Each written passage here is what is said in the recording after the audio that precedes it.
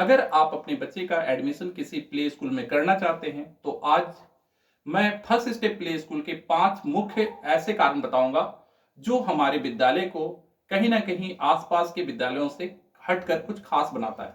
तो चलिए इन 5 कारणों को देखते हैं। सबसे पहला, हमारी new plan first step schools photo album.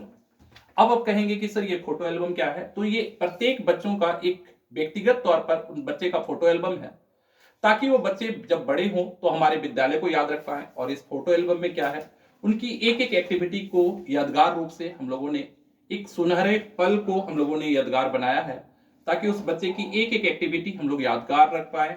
और उसके सारे यादगार पल जब बच्चे बड़े होंगे तो उन्हें दिखाई देगी कि हाँ, किसी विद्यालय ने उनके एक एक एक्टिविटी को संग्रहित किया था। और ये एल्बम हम लोग उस बच्चे को 1 साल के बाद चिल्ड्रन डे में बच्चे को गिफ्ट के तौर पे देते हैं। तो ये पहला है एक फोटो एल्बम प्रोसेस जो कहीं ना कहीं हमारे विद्यालय को बच्चों के लिए और आपके लिए भी यादगार बनाता है। दूसरी बात करें तो आप बदलते हुए दौर में, चूंकि नेशनल एजुकेशन पॉलिसी 2020 और इनके द्वारा किया गया गाइडलाइन एनसीएफ मतलब नेशनल करिकुलम फ्रेमवर्क 2022, अब बोलेंगे सर ये क्या है? तो मैं बता दूं कि अभी बदलते परिवेश में हमारी सरकार ने भी एक नए शिक्षा पद्धति को लागू किया है। और इस पद्धति को केवल हम लोग किताब में ही प्रिंट कर कर नहीं दिखाते कि भाई देखिए हमारी किताब न्यू एजुकेशन पॉलिसी के अकॉर्डिंग है। साथ ही साथ ये पूरी केस स्टडी हम लोगों ने कर रखा है, अपने टीचर्स को वर्कशॉप दे रखा है, ताकि एक एक जो गवर्नमेंट की गाइडलाइन है, एनसीएफ की एक एक गाइडलाइन को हम लोग फुलफिल कर कर उसके लिए एक्टिविटी रूम मैंने अलग बना रखा है, ताकि सभी चीज आपके बच्चे के संपूर्ण विकास में सहायक हो। तो ये एक बड़ा इंपॉर्टेंट चीज है कि इस चीज को हम लोगों ने पहल किया है। तीसरी बात करें हमारे करिकुलम की, क्योंकि हम लोगों ने ब्रिटेन की कैम्ब्रिज यूनिवर्सिटी जो हमारे कैम्ब्रिज प्रेस है उसके द्वारा जो बुक डिजाइन किया गया है, और ये आप कहेंगे कि सर ये विदेशी बुक है, तो मैं कहूंगा नहीं, ये पूर्ण रूपेण भारतीय और स्वदेशी है।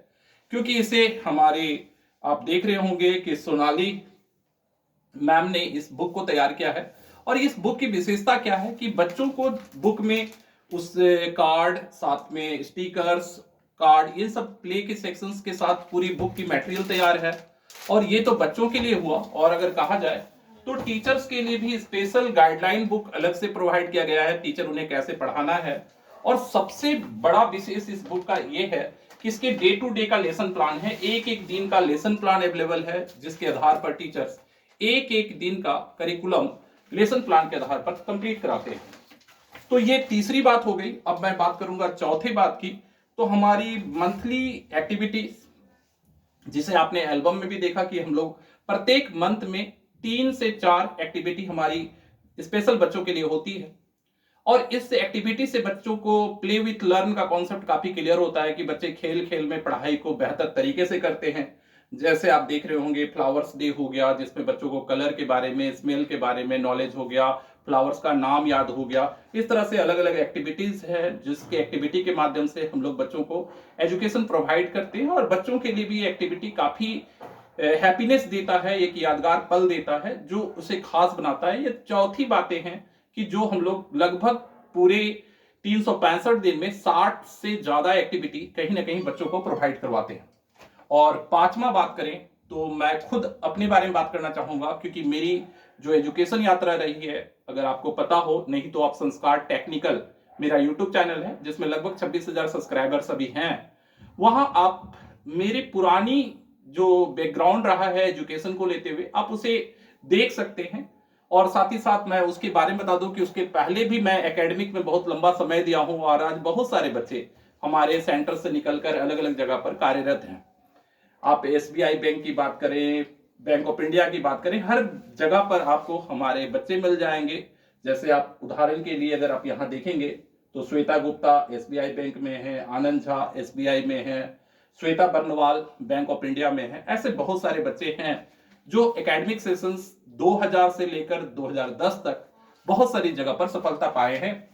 और उसके बाद अगर 2010 से 2020 के पिछले 10 साल का रिकॉर्ड उन सेक्टर्स का कहा जाए तो ऐसे भी बहुत सारे बच्चे हैं जो सेल में अभी मेरे 15 से 20 बच्चे हैं जो कहीं ना कहीं जूनियर इंजीनियर पद पर कार्यरत हैं और संस्कार टेक्निकल डिप्लोमा इंजीनियरिंग की हमारा सेंटर से माइनिंग से लेकर मैकेनिकल इलेक्ट्रिकल डिफरेंट सेक्टर्स में हमारे बच्चे लगातार गए हैं। और ये भी काफी इंपॉर्टेंट हो जाता है कि आज जब हम लोग इसके बाद तीसरा सेक्टर मतलब कि आप कहें तो 2021 से लेकर 2030 तक का जो लक्ष्य हम लोग अपने प्ले स्कूल के लिए रखे हैं, ये आने वाले समय के लिए एक यादगार पल होगा, क्योंकि आज आपके बच्चों को एक आर्टिफिशियल इंटेलिजेंस के जमाने में बच्चों को कैसे उन्नत बनाना है, उनके किन किन क्षेत्रों में विकास करना है और बच्चे की संपूर्ण विकास हो।